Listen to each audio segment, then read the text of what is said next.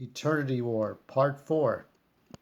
This is She-Ra versus Hordak in the desert, because She-Ra's trying to find the Eye of Chrono. The Eye of Chaos Skeletor already has. Don't make threats, King Shadows, that you cannot deliver. Good advice. I don't make threats, I make promises. You will be destroyed. It's like, Despera.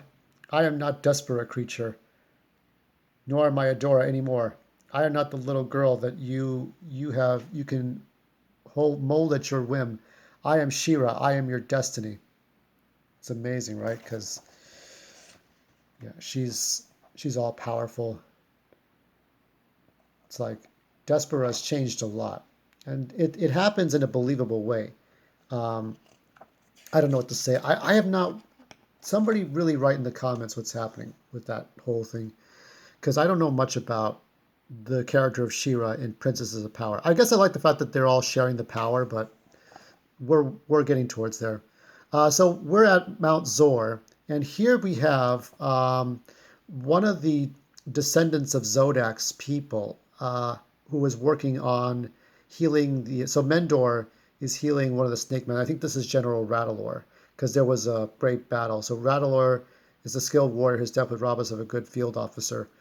It wasn't too long ago that He-Man and Rattlor were fighting each other at Castle Grayskull and trying to get the power. And to think you were victorious. Imagine how much you'll need me when we actually lose a battle. I know I'll be asking a lot. So there's a lot has changed here. A lot has changed. There's Mars attacks. You have a little bit of dialogue here. I'll continue my triage. I must go to the sorceress. So there's a sorceress. Teela and I must plan the next move. She is heartbroken. She knows what must be done. We have yet to know what must be done. You think you can better me. So Hordak and She-Ra, this is their first fight against each other. I have your power. Maybe not. Maybe not. But She-Ra is knocked down and dragged out. She tries to get up, but to no avail. He-Man goes to the sorceress, and the sorceress explains, I weep for the goddess. What do you mean? The age of Hordak is upon us. So now we're getting into this whole paper, rock, scissors logic to the gods. So let's go ahead and look at this. The mother goddess is the source of and heart of all creation, like Mother Nature, right? She is the fire from which our universe was born, and the last relic spark of creation now rages in the forge of Grayskull. That is what you are fighting to protect. But can anyone truly claim the goddess light as their own? So here we go. This is the explanation that you're going to see here. Now you're seeing a snake, a bird, and a bat. And this is very important. We all see the goddess in our own image. In the beginning, the snake man, the first life born on Eternia, saw the goddess as Serpos. That's that. And also, too, not only but the physical manifestation of Serpos was the giant creature, the three-headed snake that is now Snake Mountain. So there was Serpos, primordial blood, passion, and desire. King Hiss sought to steal Serpos' power and thus brought devastation on his people. That was because of the Faceless One, and also he tried again, and then he died. An ice age followed, the end of Age of Serpos. Ah, yes, the Ice Age. It's like, I don't feel so good. All right. Did Hiss cause that, or was it simply a page in time turning? Was Hiss merely an agent of destiny? So today's Eternians see the goddess as Zor. So that would be Teela Na, the daughter of King Grayskull's daughter, the princess. And I forget the wife's name. In the cartoon, the wife was the sorceress, right? The wife of King Grayskull became the sorceress. In this comic book, it's the daughter. So, different continuity, different things. To us, she is the great preserver. Her light, we imagine, would shine throughout the universe for eternity. The Horde sees the goddess as Hordak. Now, that is the third and final, form of the goddess. To them, she is the coming destroyer and darkness at the end of days. Now that Hordak has Grayskull, he can do whatever he wants and usher in the age of Hordak. No, he must be stopped. But is the age of Hordak inevitable? Everything that is born lives and then dies, Adam. Is that not true of the whole universe? Trying to educate him as what is necessary and what is not. Like Hiss before him, is Hordak merely an agent of destiny? We will beat Hordak, whatever it takes. Mount Zor is ancient destiny. Is ancient. Destiny meets here in all its aspects. It has been a place sacred to all races. The door you feel, it is calling you. What lies beyond it? The answer to your question, whatever it takes. Whatever it takes to stop Hordak. What will it take to defeat Hordak? So She-Ra is defeated.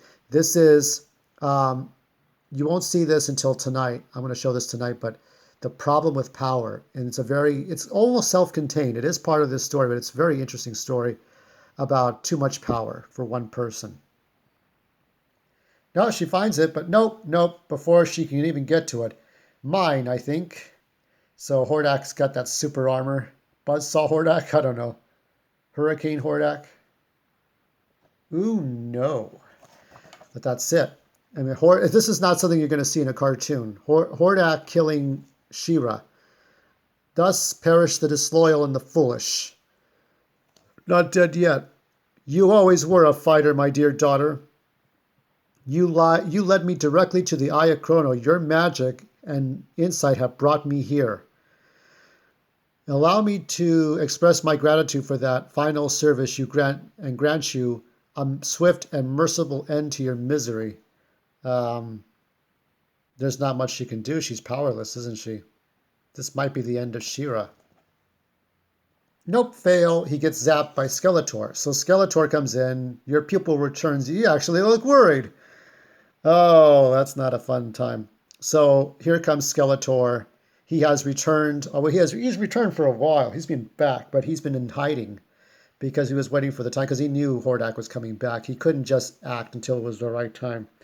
Because, you further see Skeletor's defiance, not just in the filmation, but when Hordak needed him to return him back to Eternia in exchange for making him Skeletor. He-Man went to destroy the the temple where he could bring him back, and Skeletor was like, "Oh, that sounds like a good idea," and he destroys it for him. You were gone, finished. No matter you are broken, you cannot hope to defeat me in a fight. I don't need to fight you, just escape you. So he takes the Eye of Chrono. And that's it. He takes the Eye of Chrono, takes She-Ra, because why not? The eyes of Grayskull are mine, a triumph, child. Oh, don't die on us now, my dear. And you can see some people in the back.